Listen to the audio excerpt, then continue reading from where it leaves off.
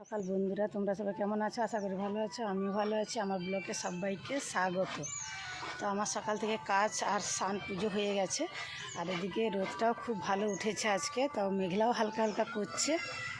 এদিকে দাদাভাই মাল মেখে ফেলেছে, মানে আটা মেখে ফেলেছে, ফুচকার আটা। এক্ষুনি কাটতে বসবো কাজে বসার আগে।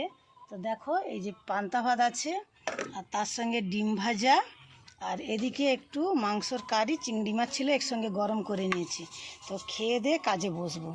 এদিকে দেখো, দাদা ভাই আটা কাটছে, আর আমি এদিকে খাবার রেডি করে ফেলেছি। এই ভাতটা কিন্তু তিনজনেই খাবো, ভাগ করে। বেশি আমরা পান্তা ভাত খাই না, এই ভাতটা তিনজনে খাবো। தமிழ் தெரியுமா?